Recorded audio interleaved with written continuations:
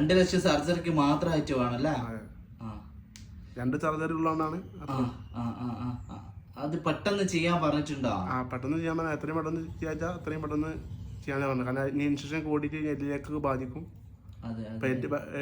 കാല് ഭയങ്കര വേദനയാണ്, കിടക്കാനും ഉറങ്ങാനൊന്നും പറ്റുന്നില്ല. അപ്പൊ ഞാൻ വരുമ്പോ സർജറിക്ക് തയ്യാറായിട്ട് വരാനാണ് പറഞ്ഞിട്ടുള്ളത്. ഇനി വരുമ്പോ അല്ലേ?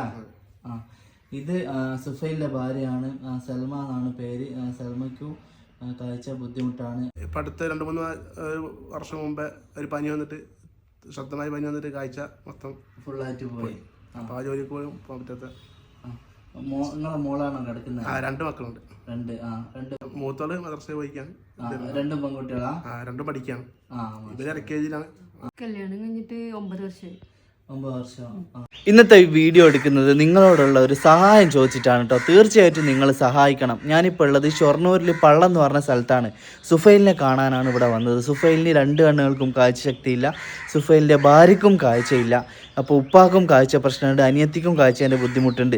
അപ്പോൾ അനിയത്തിക്ക് ഹാർട്ടിന് ഒരു സർജറി വേണമെന്ന് പറഞ്ഞു അർജൻറ്റായിട്ട്. അപ്പോൾ ആ ഒരു സർജറിക്ക് വേണ്ടിയിട്ടുള്ള ഓട്ടപ്പാച്ചലിൻ്റെ ഇടയിൽ സുഫൈൽ ഇങ്ങനെ ഫുട്പാത്തിൽ കാല് വെച്ചപ്പോൾ കാല് സ്ലിപ്പായി വീണിട്ട് തുടയിൽ പൊട്ടി. അങ്ങനെ ഇപ്പോൾ കിടത്തത്തിലാണുള്ളത്. അർജൻറ്റായിട്ടൊരു സർജറി ചെയ്യണം എന്നൊക്കെ പറഞ്ഞിട്ടുണ്ട്.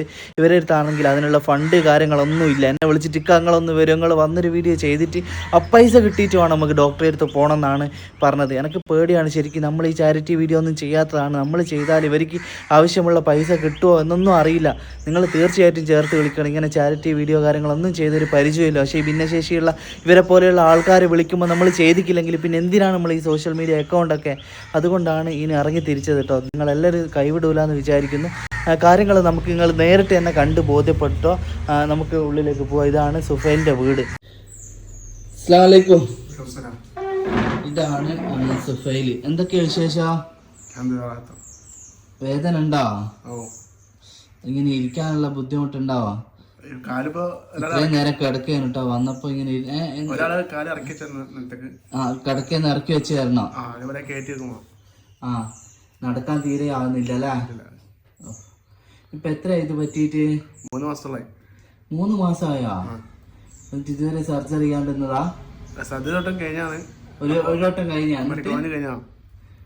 എന്താ ശരിക്കും സംഭവിച്ചേ? ഞാൻ എറണാകുളം എൻ്റെ അനിയത്തിനെ കാണാൻ വേണ്ടി പോയതാണ്, DSC ഹോസ്പിറ്റലിലേക്ക്.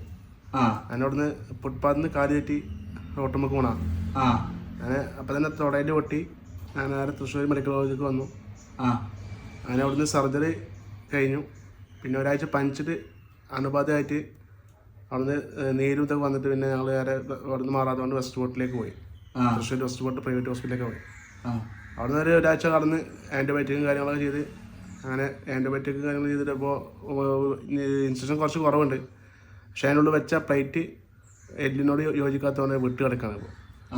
അപ്പോൾ അത് ഇനി മാറുന്നുണ്ടെങ്കിൽ ആ പ്ലേറ്റ് മാറ്റി പുതിയ പ്ലേറ്റ് വെക്കണം. അപ്പോൾ 2 തരം സർജറി വേണമെന്ന് പറഞ്ഞാൽ ആദ്യം ഇത് ഓൾറെഡി ഇൻഫെക്ഷൻ ആയതുകൊണ്ട് തന്നെ അപ്പം തന്നെ സർജറി ചെയ്യാൻ പറ്റില്ല.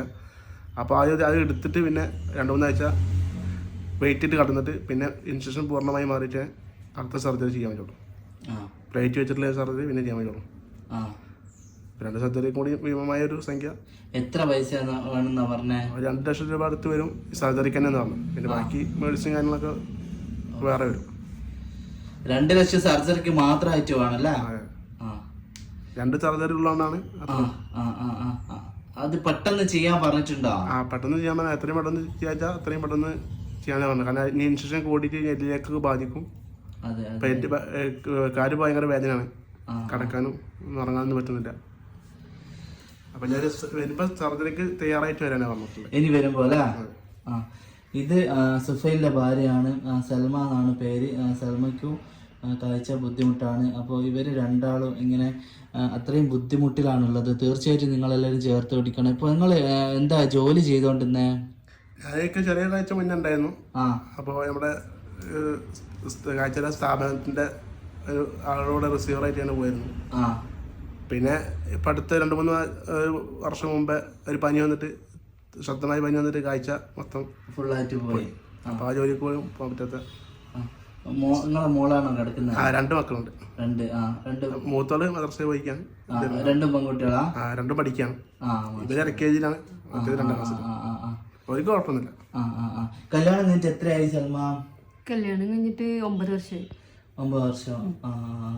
നമ്മുടെ അവസ്ഥ നമ്മൾ നല്ല രീതിയിൽ നിങ്ങളോട് പറഞ്ഞിട്ടുണ്ട്. അതായത് ഇപ്പോൾ വീഡിയോസിലൊക്കെ ഉള്ളതുപോലെ കരഞ്ഞിട്ടും അങ്ങനെയൊന്നും പറയാൻ ഞങ്ങൾക്കറിയില്ല. കാരണം മൂപ്പരിക്ക് വേദനയുണ്ട്, കിടക്കുമ്പോൾ കഠിനമായ വേദനയുണ്ട്, കാല് പൊക്കിയിട്ട് ഇവിടെ വെക്കണം ഒരാൾ എഴുന്നേറ്റ് ഇരിക്കണമെങ്കിൽ, പിന്നെ നടക്കാൻ പറ്റാത്ത അവസ്ഥയാണ്. ഇത് എത്രയും പെട്ടെന്ന് സർജറി ചെയ്യണം. നിങ്ങൾക്കറിയാലോ ഈ കുടുംബത്തിൽ ഇപ്പോൾ ഭാര്യയ്ക്കും കാഴ്ച പ്രശ്നമാണ്, മൂപ്പരിക്കും കാഴ്ച ബുദ്ധിമുട്ടാണ്, ഈ കുടുംബത്തിൽ ഉപ്പാക്കും കാഴ്ച ബുദ്ധിമുട്ട്, അനിയത്തിക്കും കാഴ്ച ബുദ്ധിമുട്ട്. അപ്പോൾ കുടുംബത്തിനുള്ള ഒരു അത്താണിയാണ് മൂപ്പര്.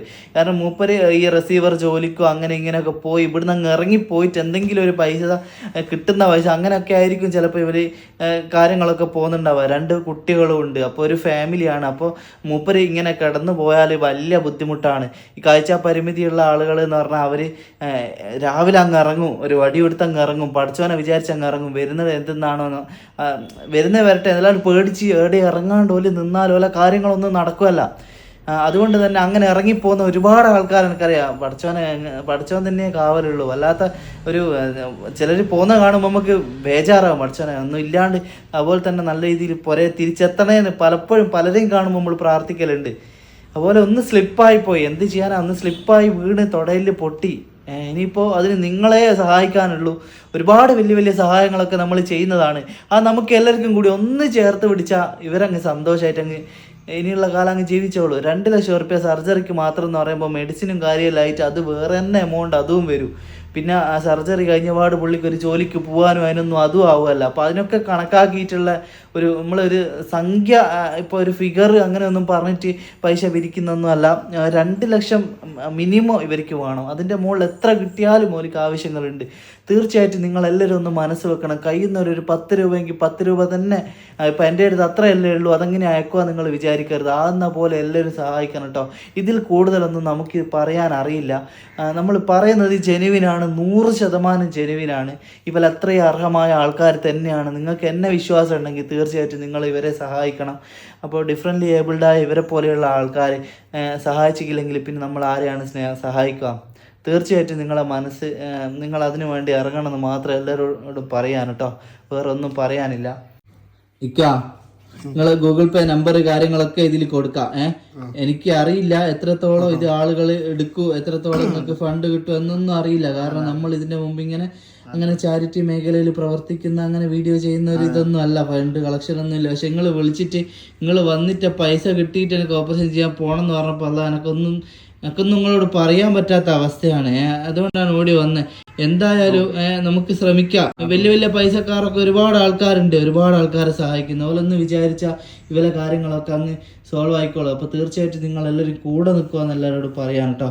ഓക്കെ, ഇൻഷാ അല്ലാഹ് എല്ലാവരും മാക്സിമം വീഡിയോ ഷെയർ ചെയ്യണം, നിങ്ങളെ കൊണ്ടാവുന്ന പോലെ ഹെൽപ്പ് ചെയ്യണം കേട്ടോ.